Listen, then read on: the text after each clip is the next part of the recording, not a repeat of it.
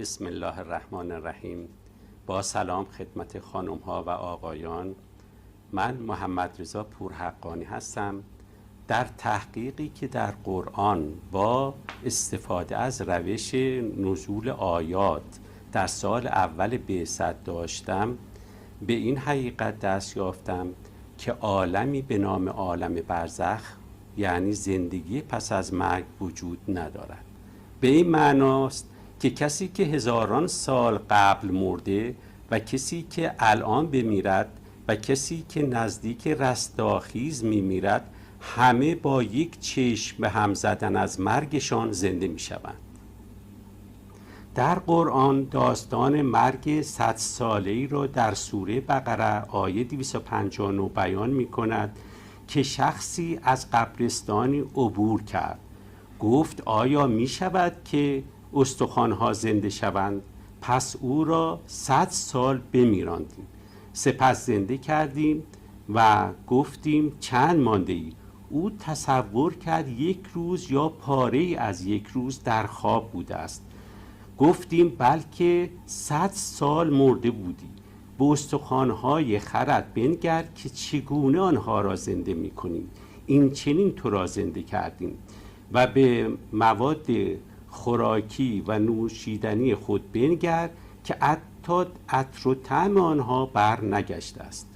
این مثال قرآنی نشان می‌دهد که زمان برای مواد خوراکی صفر شده بود و گذر زمان برای او و حیوان او توقف حیات بوده است. گذشت سالها و ناآگاهی مرد به مرگ خود نشان می‌دهد که عالمی به نام عالم برزخ، زندگی پس از مرگ و تجرد روح وجود ندارد. در خصوص زنده شدن مردگان در رابطه با قبر فقط نفس مطرح شده است و اینکه انسان روح دارد و در قیامت بازگشت روح به جسم به وقوع می‌پیوندد مطرح نیست. با بررسی کلمه روح در قرآن به این حقیقت دست می‌یابیم که این کلمه نه تنها از اسماء الله نیست و ارتباطی هم به نفس ندارد، بلکه اساساً به انسان، اشیا و طبیعت نیز مربوط نیست. این کلمه روح به موجود یا موجوداتی اطلاق می شود که در ملکوت عرش مستقرند: روح القدس، روح الامین، الروح و روحون. تصور روح دار بودن انسان از جمله نفخت فیه من روحی است که در واقع آفرینش انسان است که الروح به اذن خداوند با نفخه یعنی دمش حیات و فیه من یعنی ایجاد نفس واحده در پیکری گلی می کند و انسان خلق می شود. همان گونه که در سوره اعراف آیه 189 می گوید هو الذی خلقکم من نفس واحده والذی جعل منها زوجها، اوست که شما را از یک نفس آفرید و از او زوج او را قرار داد. انسان تنها یک جوهر و ماهیت وجودی دارد و آن نفس است. انسان آمیخته است از نفس و جسم. در هنگام مرگ نفس از جسم خارج می شود و نفس تجردی است که در کتاب الله نگهداری می شود. در سوره روم آیه 56 می فرماید لقد لبستم فی کتاب الله الی یوم بعث، همانا شما را در کتاب خداوند تا روز برانگیختن درنگ کرد. دیدگاه مفسران و فلاسفه در رابطه با مرگ و برزخ دیدگاه و بینش قدیم بشری است.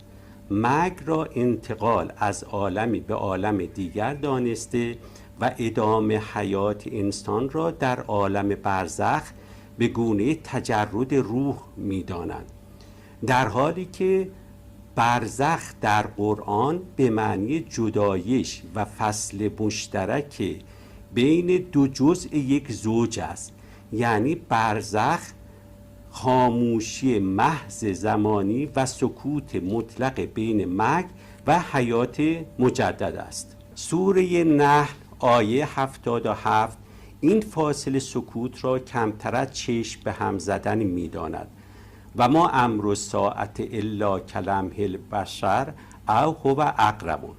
در سوره یونس آیه 45 این فاصله را ساعتی از روز برای برانگیختگان می داند و یوم یحشرهم کان لم یلبسوا الا ساعة من النهار یتعارفون بینهم.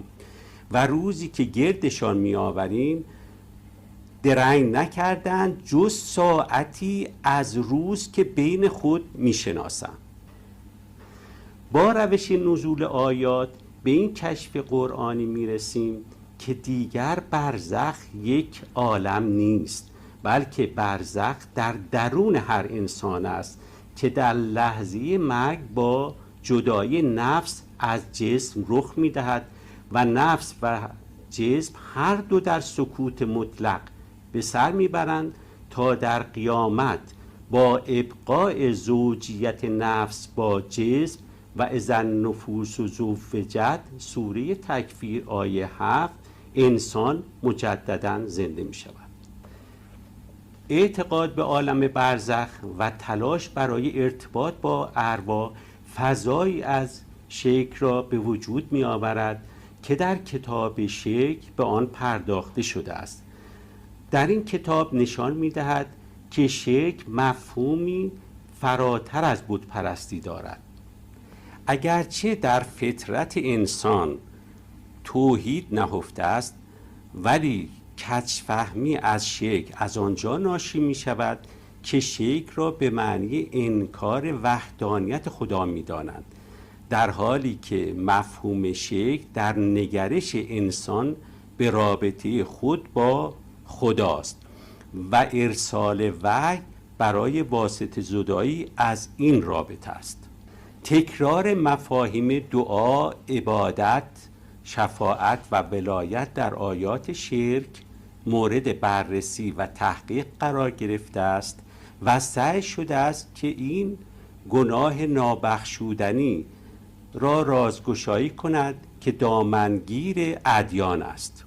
این کتاب راه حل دوری از باطلاق شرک را نشان می‌دهد که اصل رسالت پیامبران بود.